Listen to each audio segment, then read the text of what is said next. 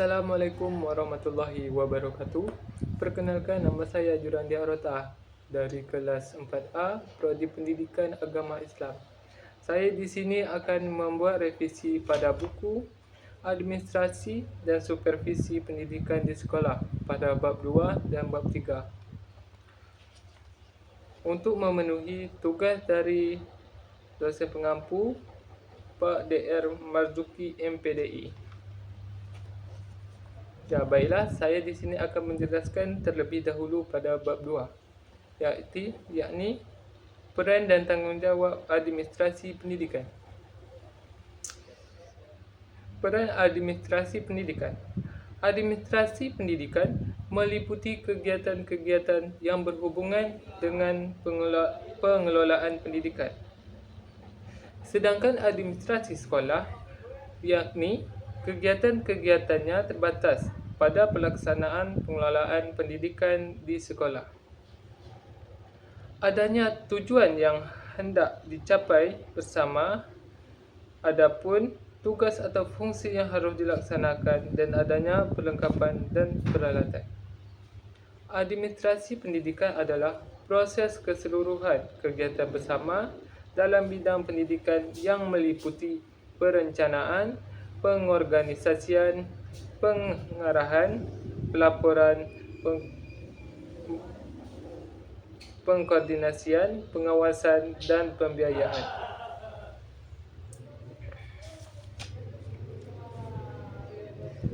Secara terperinci, bidang administrasi pendidikan adalah sebagai berikut. Yang pertama, administrasi tata letak sekolah. Yang kedua, administrasi murid. Dan yang ketiga, pembinaan pengajaran. Keempat, pelaksanaan dan pembinaan kurikulum.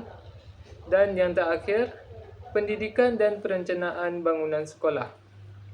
Administrasi dalam pendidikan yang tertib dan teratur sangat diperlukan untuk meningkatkan kemampuan pengelolaan pendidikan bagi kepala sekolah dan guru.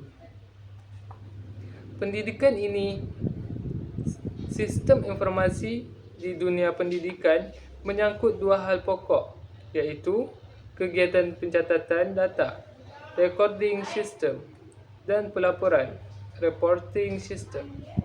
Administrasi suatu lembaga pendidikan merupakan suatu sumber utama manajemen dalam mengatur proses belajar mengajar dengan tertib sehingga tercapainya suatu tujuan terpenting pada lembaga pendidikan tersebut. Administrasi pendidikan memiliki peran iaitu sebagai perencanaan, pengorganisasian,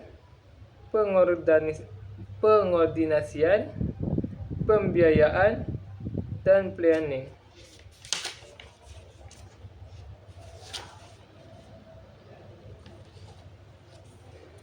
Yang B, tanggungjawab administrasi pendidikan. Administrasi pendidikan memiliki tanggungjawab besar terhadap pelaksanaan proses pendidikan. Tanggungjawab administrasi pendidikan dapat diuraikan sebagai berikut. Yang pertama, 1. Tanggungjawab planning atau perencanaan. Yang kedua, tanggungjawab organizing atau pengorganisasian. Yang ketiga, tanggungjawab pengerakan atau actuation. Dan yang keempat, tanggungjawab controlling atau pengawasan.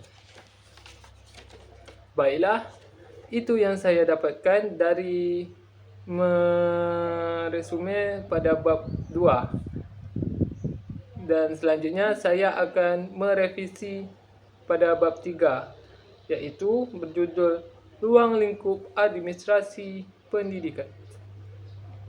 Yang pertama, pengertian ruang lingkup administrasi pendidikan. Ruang lingkup adalah segala hal yang dapat memperlancar dan membantu penyelenggaraan kegiatan-kegiatan pendidikan di lingkungan sekolah, sehingga tujuan pendidikan dapat ditempuh melalui bentuk-bentuk kegiatan secara tertib dan teratur.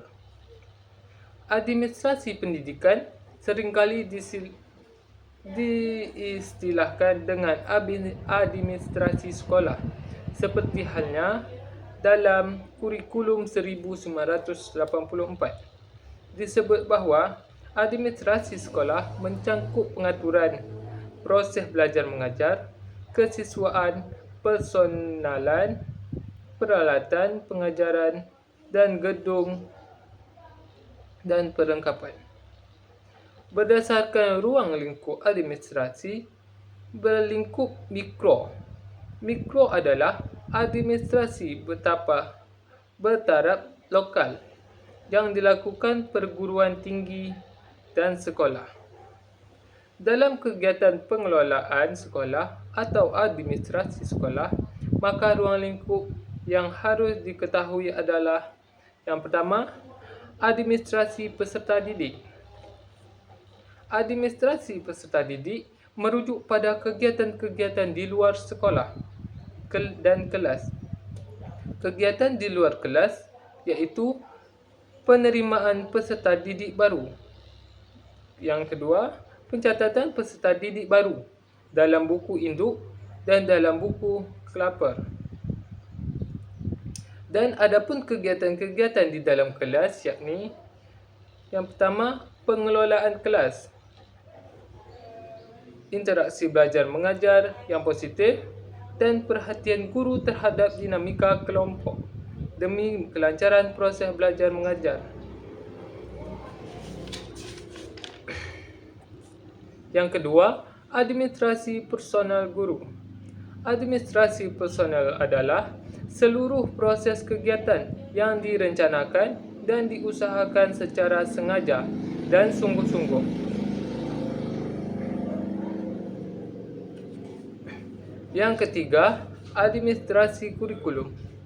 Administrasi kurikulum merupakan seluruh proses kegiatan yang direncanakan dan diusahakan secara sengaja dan sungguh-sungguh serta pembinaan yang kontinu terhadap situasi belajar.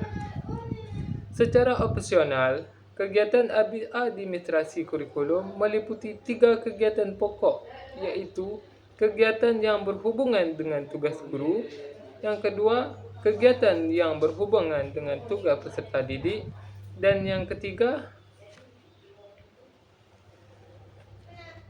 kegiatan yang berhubungan dengan seluruh sivitas akademik. Dan yang terakhir, kegiatan-kegiatan penunjang PBM. Yang keempat, di sini ada administrasi sarana dan prasarana. Secara etimologis, prasarana adalah alat tidak langsung untuk mencapai tujuan, dan sedangkan sarana adalah alat langsung untuk mencapai tujuan pendidikan. Secara kronologis operasional, kegiatan administrasi sarana dan prasarana pendidikan yakni meliputi perencanaan pengandaan barang,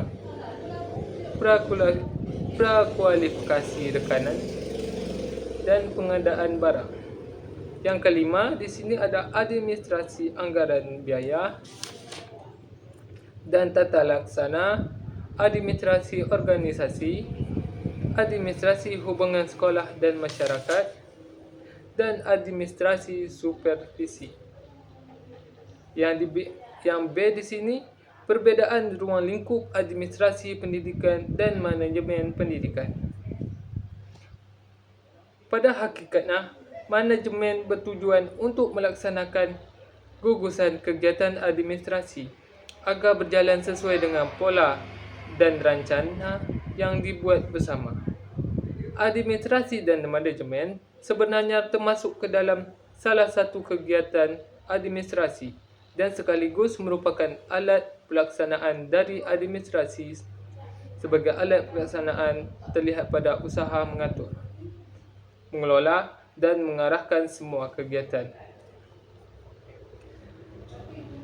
Ruang lingkup administrasi mempunyai tugas utama, yakni menentukan tujuan menyeluruh dan menentukan kebijaksanaan umum yang mengikuti seluruh organisasi. Dengan perbezaan kedua wawasan itu, bukan berarti administrasi dan manajemen masing-masing berdiri sendiri. Keduanya tidak dapat dibedakan sebagaimana telah diaturkan secara internal dan tingkat internasional, universitas dan institusi. Baiklah, cukup sekian yang saya dapat sampaikan dari hasil referensi pada buku administrasi dan supervisi pendidikan di sekolah. Kalau ada silap dan kata, saya mohon maaf. Assalamualaikum warahmatullahi wabarakatuh.